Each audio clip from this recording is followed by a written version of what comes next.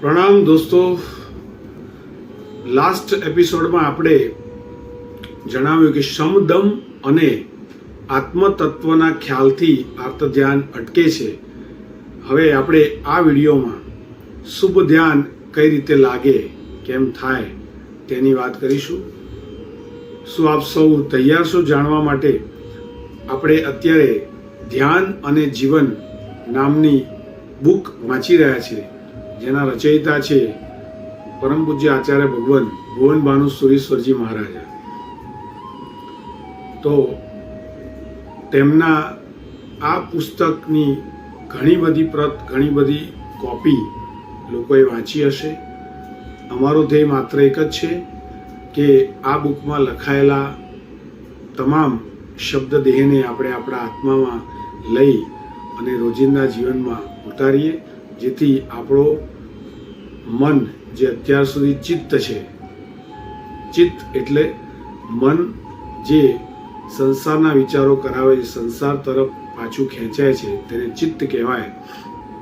અને આવા ચિત્તને અંતઃકરણ તરફ આપણે લઈ જઈએ તો અંતઃકરણ એટલે મનનો તે ભાગ કે જે ભાગ આત્મા તરફ ઝુકાવ હોય, મન આત્મા તરફ વિચારતું હોય તેટલા પાર્ટને, તેવા મનને અંતઃકરણ કહેવાય.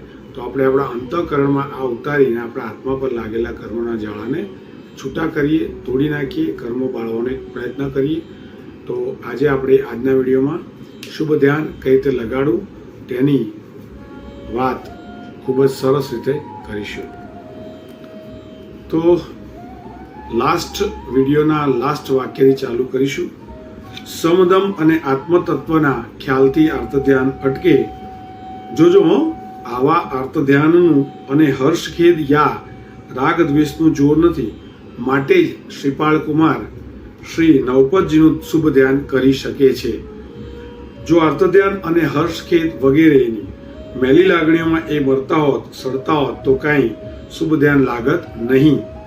શ્રી નવપદના ધ્યાનમાં લીનતા લાવી શકત નહીં. પછી દરિયામાં ફેંકાતી વખતે નવપદજીમાં નિશ્ચિત મન ક્યાંથી રાખી શકત? હાય, મારે શરીર પર આ આપત્તિ, મારે દરિયામાં ડૂબી મરવાનું, એ લોથ મનમાં લાગી હોય ત્યાં નવપદમાં શાનું મન જ રહે? ફિકર નહીં, પાસે જો હૃદયમાં અર્યંત આદિ નવપદ છે તો જીવન ટકો યા જાઓ. અવિનાશી આત્માને કોઈ વાંધો નથી આવવાનો. નવપદ ઉપર આ શ્રદ્ધાબળ અને એનું જ નિર્મળ ધ્યાન એ શાને આભારી હતું? પેલા આર્ત ધ્યાનની પીડાની, મનમાં જળના હરખેદ કે રાગદ્વેષની ખરાબીની એને આભારી હતું. ભવિ જીવને શુભ ધ્યાનનો અભરકો થાય છે. સારો અભરકો છે, ખરાબ નહીં. କିନ୍ତୁ એનો અધિકાર મેળવવા માટે આ જરૂરી છે કે આર્ત ધ્યાનનું જોર દબાવાય. એ માટે જળની પાછળના હરખ ખેદ અને રાગ દેશને અટકાવાય. નહીતર મન જો એમાં તણાયું તો ઇષ્ટ સંયોગ અનિષ્ટ વિયોગના આર્ત ધ્યાન થયા વિના રહેશે નહીં. ઇષ્ટ પર રાગ છે ને ઇષ્ટ મળ્યાનો હરખ છે.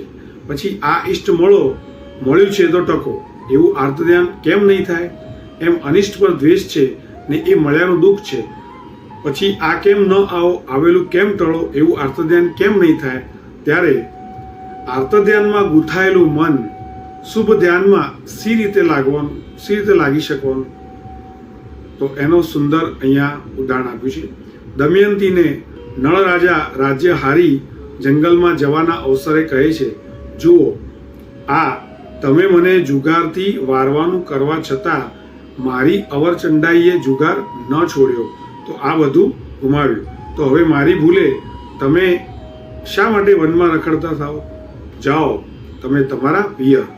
તમે અત્યંત સુકોમળ છો, જંગલમાં ભટકવાનું તમારું કામ નહીં.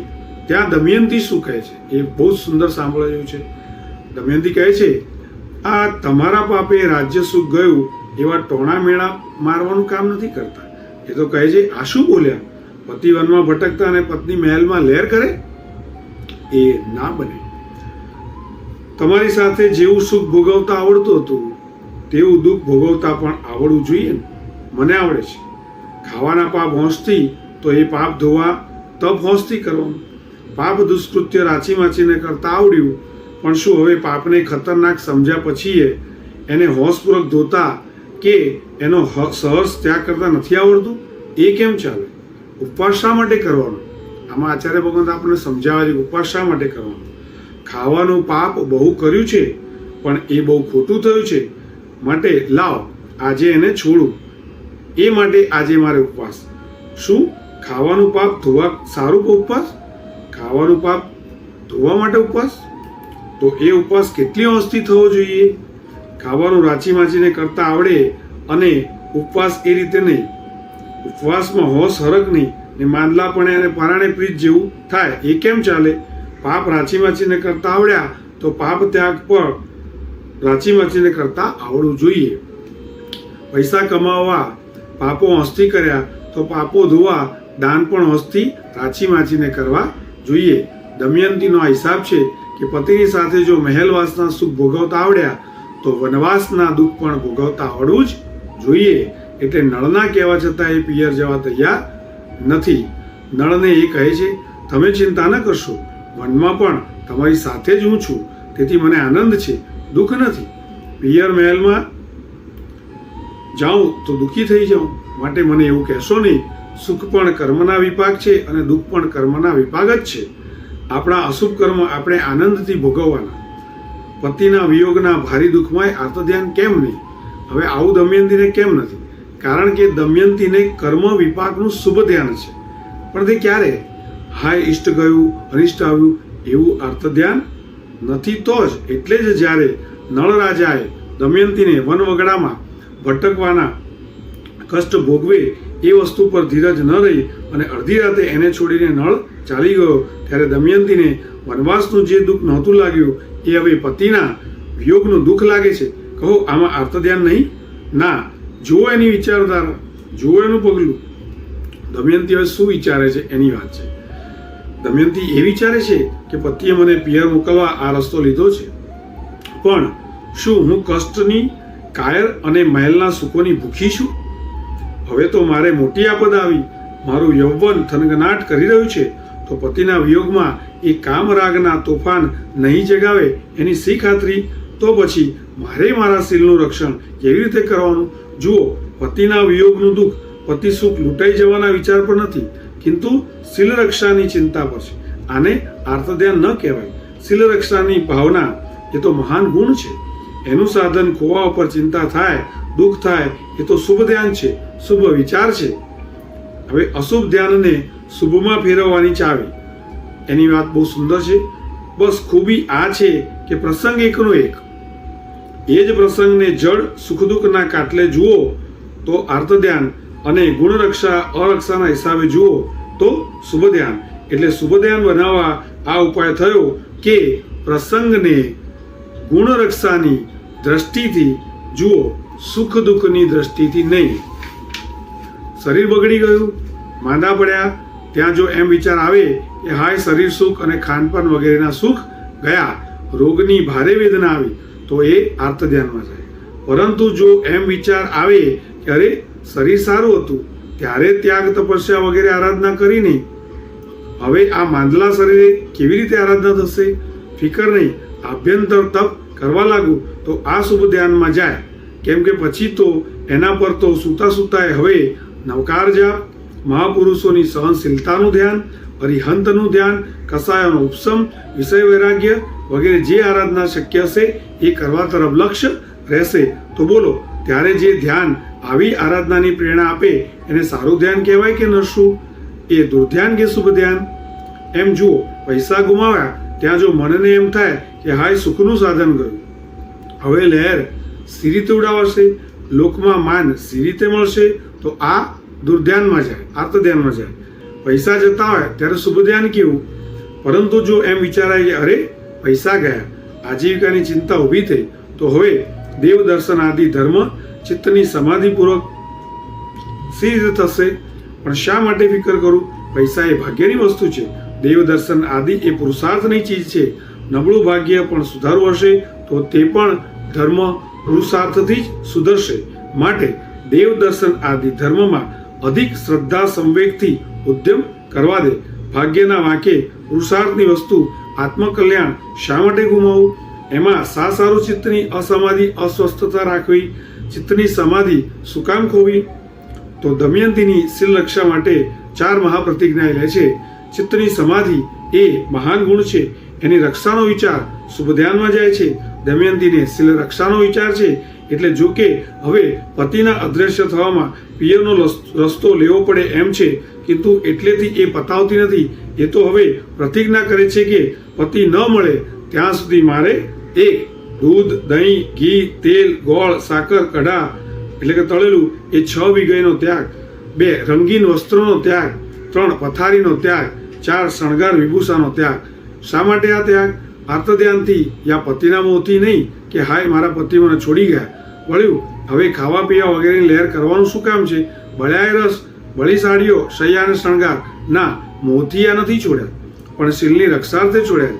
ત્યારે શીલ રક્ષાની કેટલી તમન્ના, એ આર્તધ્યાન નથી. ત્યાગ પણ કેવા જોરદાર. પતિ 12 વર્ષે મળવાના છે તો ત્યાં સુધી 6 વિગય બંધ ને, ચાલે દૂધ વિના, ગોળખાંડ વિના, ઘી વિના. રોજ માત્ર 1 વિગયનો ત્યાગ પણ મોંઘો પડે છે ને. પર્વતીર્થીએ બ્રહ્મચર્ય પાળવું છે તો ત્યારે ગધેલું ત્યાગને, ટાપટીપ શોભા ત્યાગને 12 વર્ષ સુધી આ બધું કેવી રીતે છોડ્યું હશે? પણ શીલને પરમ ધન અને સદગતિના પ્રાપ્તિના પ્રાણ માન્યા છે. પ્રાણ સલામત તો દેહ જીવન સલામત, એમ શીલ સલામત તો આત્મજીવન સલામત, સદગતિ પ્રાપ્તિ સલામત. એની આગળ વિગયરસ અને શૈયા શણગારની શી વિસાદ હતી? જ્ઞાન દ્રષ્ટિ અને તત્વદ્રષ્ટિની આ જ ખૂબી કે કોઈ પણ પ્રસંગને આર્ત ધ્યાનમાં ન ઉતારતા ધર્મ ધ્યાનમાં ઉતારે. કેમ બને એ? કઈ રીતે બને? તો કે પ્રસંગ પામીને ઇષ્ટ અનિષ્ટના હરગ ખેદમાં તણાવવાને બદલે આત્મ ગુણ અને ધર્મની પ્રાપ્તિ, રક્ષા વૃદ્ધિના વિચારમાં ઉતરી જાય. જો દુર્ધ્યાનને બદલે શુભ ધ્યાન લાગે. તો દમયંતીના શીલ શ્રદ્ધાના બળનો પ્રભાવ શું હતો? તો દમયંતીએ આ કર્યું. પતિનો વિયોગ થતાં ઇષ્ટ વિયોગના ખેદના કલ્પાંતને બદલે શીલ રક્ષાના વિચારમાં એ ઉતરી. એથી જ એ અશુભ ધ્યાન શુભ ધ્યાનમાં ચડ્યું અને બદલાયું. આર્ત ધ્યાનમાં ન જતા શુભ ધ્યાનમાં ચડી 7 વર્ષ તો ગુફામાં રહેવું પડ્યું, છતાં ત્યાં કલ્પાંત કર્યા નથી. શુભ ધ્યાનમાં રમતી રહી છે. શાંતિનાથ ભગવાનના શાસનકાળમાં છે, તેથી જંગલમાં એ પ્રભુની માટીની મૂર્તિ બનાવી રોજ પુષ્પપૂજા અને ભગવાનનું ધ્યાન જાપ સ્મરણ કરે છે. ભગવાન પર શ્રદ્ધાબળ વધારતી જાય છે. એ બળ એવું વધ્યું કે ભારે વરસાદની હેલીમાં તાપસો તણાઈ જાય એવું હતું. તો દમયંતીએ તાપસોની આસપાસની જમીન પર એક મોટું કુંડાળું કરી તાપસોને એમાં રાખી એટલી જગ્યામાં પોતાના શીલ શ્રદ્ધાના બળે પાણી ઉપરથી પડતું કે વહી આવતું અટકાવ્યું. તો શીલ શ્રદ્ધાનો આ પાવર દમયંતીને ક્યાંથી આવ્યો? કહો જ્ઞાન દ્રષ્ટિ, તત્વદ્રષ્ટિ અને શુભ ધ્યાનના સામ્રાજ્ય પર. દમયંતીએ દિલમાં એનું સામ્રાજ્ય સ્થાપી દીધું હતું. તમારે જ્ઞાન દ્રષ્ટિ શુભ ધ્યાનનું સામ્રાજ્ય સ્થાપવું છે તો જળ વસ્તુને ગમતી અણગમતી યાને આ ઇષ્ટ આ અનિષ્ટ એવી મૂર્ખ લાગણીઓ કરવાનું રહેવા દો. જળ પ્રત્યેના રાગ દ્વેષ અને જળથી હરખ ખેદ કર્યા કરવાનું પડતું મૂકો. મન જ્યાં સુધી ઇષ્ટ અનિષ્ટના રાગ દ્વેષ અને હર્ષ ખેદમાં દટાયેલું રહેશે ત્યાં સુધી જ્ઞાન દ્રષ્ટિ, તત્વદ્રષ્ટિ અને શુભ ધ્યાન નહીં સાંપડે. એવું મન તો મોહ દ્રષ્ટિ, અતત્વદ્રષ્ટિ અને આર્ત ધ્યાનમાં પકડાયેલું રહેશે. પણ એમાં શી મજા? એથી જીવન ચિંતન સંતાપ વિહવળતા ભર્યું જ ને. અવિનાશી આત્માએ નાશવંત જળની પાછળ રાગ દ્વેષ અને હર્ષખેદ કરી શા સારું આ વિટંબણા વહોરવી? શ્રીપાળ કુમારે એ કરવાનું રાખ્યું નથી, એટલે એમણે ધવલ શેઠના વહાણ ચલાવી આપ્યા. પછી એનું મહેનતાણું ન માગ્યું. ઉલટું ધવલ એમને નોકરીમાં રાખવા આતુર છે, પરંતુ મોટો પગાર આપવા તૈયાર નથી. તો કાંઈ નહીં, શ્રીપાળ કુમાર કહે છે વહાણમાં ભાડું લઈને તો મુસાફરી કરવા દેશો ને? ધવલ શેઠ કે હા, એને છે કોઈ લાજ શરમ? કોની પાસેથી ભાડું માંગવાનું? પણ શ્રીપાળ કુમાર સ્વસ્થ છે, ભલે ભાડું માગે છે તો આપવાનું. પોતે કરેલા મહાન ઉપકારના બદલાનો વિચાર નહીં, પોતાની પાસે રહેલી અદ્ભુત જડીબુટ્ટીનો લેશ માત્ર ગર્વ નહીં. જડના રાગ દ્વેષ ઓછા કર્યા વિના આ મહા ઉત્તમ દિલ અને સંત વ્યવહાર આવી શકે જ નહીં. શ્રીપાળની સંતતા અને મહા ઉત્તમતા કેવી! બબ્બર દ્વીપમાં શેઠ દાણચોરીમાં પકડાયા તો પોતે રાજાને મહાત કરીને શેઠને છોડાવે. સંત વ્યવહાર કેવો! શેઠે શ્રીપાળના વહાણ અને 2 રાણીઓને ચાઉ કરવા એમને દરિયામાં પટક્યા અને વધારામાં થાણામાં આવી ધવલ શેઠે એમના પર ચંડાળ કુળના હોવાનો આક્ષેપ ચડાવ્યો. છતાં થાણાના રાજાએ રાજાને પાછળથી સાચી હકીકતની ખબર પડતા એ ધવલ શેઠને મારી નાખવા ઊભો થયો તો શ્રીપાળ કુમારે સંત હૃદયથી એને બચાવ્યો. આ મહાઉત્તમતા અને સંત વ્યવહાર શાના ઉપર? ઇષ્ટ અનિષ્ટની બહુ કિંમત ન આંકવા પર, એની પ્રત્યે રાગદ્વેષ અને હરખ ઉદ્વેગમાં ન ફસાવા પર, સંપત્તિ મળ્યાનો ઉન્માદ નહીં, આપત્તિ આવ્યાનો કલ્પાંત નહીં. કેવી રીતે એ સમજે છે? આપણે આમાંથી આ શીખવાનું મિત્રો કે ઘણીવાર સંપત્તિ મળે છે ત્યારે પણ માણસ અભિમાન કરે છે અને સંપત્તિ જાય ત્યારે આર્તધ્યાન કરે છે. એવી રીતના કોઈ પણ આપત્તિ અચાનક આવે ત્યારે કલ્પાંત, રોદન અને રડવા બેસે છે.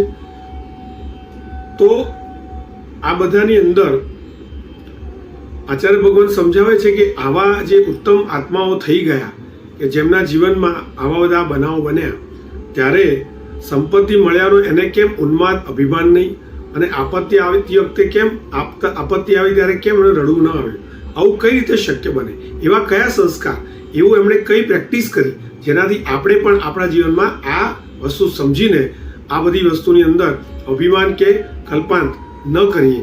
એના આધારે આગળ સમજાવે છે કે શ્રીપાળ કુમાર આવના જીવનમાં કેમ આવું છે. તો કે એક સમજે છે શ્રીપાળ કુમાર, એક અહીંયા આપણે જે કોઈ નામ આપીએ છીએ તેમના જીવનમાં ઘટેલી ઘટના છે. આચાર્ય ભગવાન આપણે સમજાવે છે કે એ વસ્તુને નામ જે બી છે આપણે આપણી જે આત્માને આપણે આપણી જાતને એ જગ્યાએ મૂકી અને પછી સમજવાનું, રાઈટ? તો આવા વખતે આપણે પણ શું સમજવું જોઈએ? એક, સંપત્તિ આપત્તિ નાશવંત છે, પોતાનો આત્મા અવિનાશી છે. અવિનાશી આત્માને નાશવંતના હરખ ખેદ શા? કેમ કે આત્માને તો એ મૂકીને ચાલતું થવાનું છે. આત્માએ તો શું કરવાનું છે? મૂકીને ચાલતા જવાનું. પણ અહીંયા એ બધી વસ્તુ જે આપણે કરીએ છીએ રાગદ્વેષ, એ એનાથી બંધાતા કર્મને સાથે લઈને આત્માની જોડે આપણે બીજે જઈશું. એટલે આત્મા પર કર્મ બંધ તો થયો જ, પણ જો આ રાગદ્વેષ ન કરીએ તો આત્માના મૂળભૂત ગુણો અકબંધ જ રહેશે, એ બીજી જગ્યાએ જશે તો ત્યાં પણ એ સુવાસ ફેલાવશે. હવે બીજું, બાહ્ય સંપત્તિ આપત્તિ એ પૂર્વ કર્મનું ફળ છે. કર્મ આધીન વસ્તુમાં રાગદ્વેષ કે હર્ષ ખેદની દરમિયાનગીરી શા સારું લાવી? એને વચમાં લાવવામાં કઈ બુદ્ધિમત્તા? કેમ કે આપણા રાગદ્વેષ કરવા પર કાંઈ કર્મ અનુકૂળ નથી વર્તતા, એ તો એનું સ્વતંત્રપણે ચલાવે જ જાય છે. પછી આપણા ફૂલાવા કર્માવાનો શું અર્થ? અનુકૂળતા પર ફૂલાવો પણ પછી કર્મ વાંકા ચાલે તો અનુકૂળતા ઉપડી જાય ને પ્રતિકૂળતા આવીને રહે, ત્યાં ફૂલાવાનું ડૂલ, તો ફૂલાવાનું શું કામ લાગ્યું? કંઈ નહીં. એમ પ્રતિકૂળતા પર કર્મ રોવો, કિંતુ શુભ કર્મ ઉદયમાં આવીને ઉભા તો પ્રતિકૂળતા પલાયન, ને અનુકૂળતા અંધારી આવી ચડે ત્યારે પેલું કર્માયા રોયા, ત્યારે પેલું કર્માયા રોયા, એ બધું મફતનું જ ને. ધવલ શેઠે શ્રીપાળને દરિયામાં પાડ્યા હતા, પરંતુ શ્રીપાળ જરાય કર્માયા નહીં, રોવા ન બેઠા. તો શું અનુકૂળતા ન આવી? તો એ શું એવો નિયમ ખરો કે આપત્તિમાં ખેદ કરે, રોવે એને આપત્તિ ઝટ ચાલી જાય અને ન રોવે તો ન જાય? ના. એમ શું એવો નિયમ બાંધી શકાય ખરો કે સંપત્તિ અનુકૂળતામાં ખુશી થાય એને એ ખુશી એને ટકી જ રહે? ના.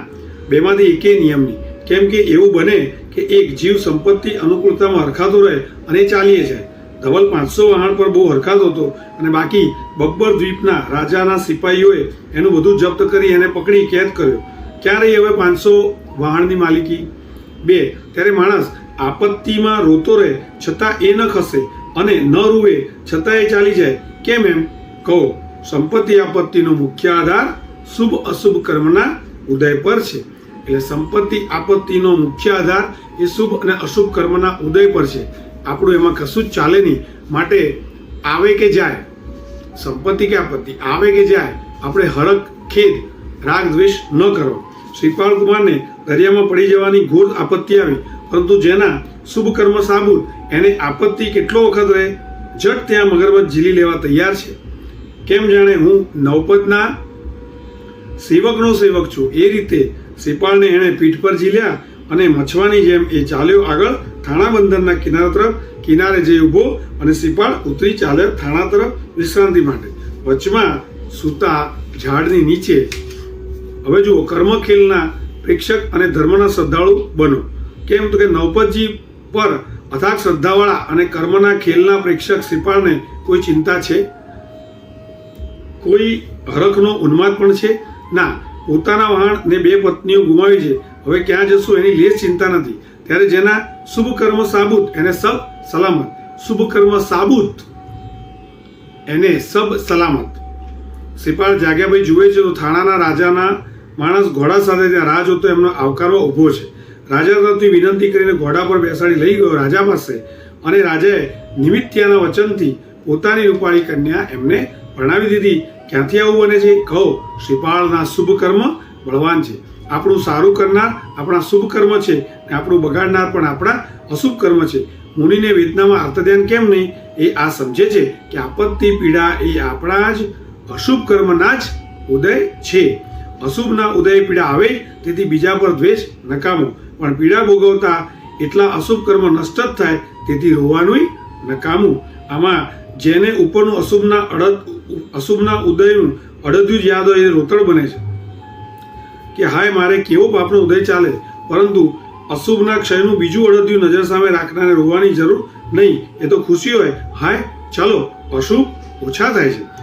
ગોખી રાખો, પાપ વિના પીડા આવે નહીં, ને પીડા પછી પાપ ઊભા રહે નહીં. કેમ કે પીડા આપનાર પાપ રાશિનું કામ પૂરું થાય એટલે હવે એ કૂચા બને. શેરડીનો રસ ચાખી લીધા પછી શેરડી બને કૂચા. એમ પાપ કર્મનો રસ પીડા રૂપે ચાખી લીધો પછી એ કર્મ કૂચા જ બને ને. કૂચા એટલે ખત્મ, આત્મા પરથી ઉતરી ગયા હેઠા. જીવનમાં હંમેશા આ સૂત્ર નજર સામે રહેવું જોઈએ કે દુઃખ પીડા જેટલી ભોગવાય એટલા પાપ કર્મો નાશ પામે છે, કચરો નાશ પામે છે, ને એવી જ રીતે જેટલી સુખ સગવડ ભોગવીએ એટલા પુણ્યકર્મ ઓછા થાય છે. આત્મરૂપી તિજોરીમાંથી એટલું ઝવેરાત ઉપડ્યું, આપણે શેમાં રાજી? કચરો સાફ થાય એમાં કે ઝવેરાત ઓછું થાય એમાં? દુઃખ આવે એમાં પાપનો કચરો થાય છે, પાપનો કચરો સાફ થાય છે, તો નારાજ શું થવાનું? દુઃખમાં પાપની હોળી અને કચરો સાફ થવાથી આત્માને દિવાળી. સુખ સંપત્તિમાં પુણ્યની હોળી ને આત્માને પુણ્યધન જવાથી દેવાળો. જગતના ત્રિકાળ સત્ય તત્વનું મનન કરે એ મુનિ રોગ આવો, પીડા આવો, અપમાન આપત્તિ આવો, મનમાં નક્કી બેઠું હોય કે આપણા જ અશુભ કર્મના ઉદય વિના આપણું કોઈ બગાડનાર નથી, ને આપણા અશુભ કર્મ ઉદયમાં આવ્યા હોય તો રોગ આપત્તિ આવ્યા વિના રહે નહીં. સાથે આ પણ મુનિ સમજે છે કે કર્મના ઉદયે રોગ વેદના ભોગવવા જ પડે, પણ એમાં કર્મ ક્ષય પામે છે, માટે એમને વેદનાનું આર્ત ધ્યાન નહીં. હવે આપણે નેક્સ્ટ ટાઈમ બહુ સુંદર નેક્સ્ટ એપિસોડની અંદર આપણે પ્રતિક્રમણથી કઈ રીતે ફાયદા થાય છે, પ્રતિક્રમણથી પાપ કઈ રીતે નાશ થાય, પ્રતિક્રમણની ક્રિયા શા માટે કરવાની, પ્રતિક્રમણ છે શું. તો આજના વિડીયોમાં એટલું જ કહી શકું, પ્રતિક્રમણ એટલે બહારથી અંદર તરફ વળવાનો રસ્તો, યુટર્ન. બહારની દુનિયાથી અંદરની દુનિયામાં અંદર બેઠેલા આપણા પરમાત્માને ઓળખવાની ક્રિયા એ પ્રતિક્રમણ છે. સ્વાર્થનું વિસર્જન એટલે પ્રતિક્રમણ. તો એ પ્રતિક્રમણ ઘટના, પ્રવૃત્તિ, ક્રિયા શું છે એની વાત આપણે પ્રતિક્રમણથી કઈ રીતે આપણે પાપનો નાશ થાય, પાપોથી દૂર કઈ રીતે હટીએ એની વાત આપણે નેક્સ્ટ વિડીયોમાં કરીશું. Thank you very much. જીનાગ્રહ વિરુદ્ધ કંઈ પણ કહેવાય ગયું ત્રિવિધે મિચ્છામિ દુક્કડમ. પ્રણામ. જય આદિનાથ.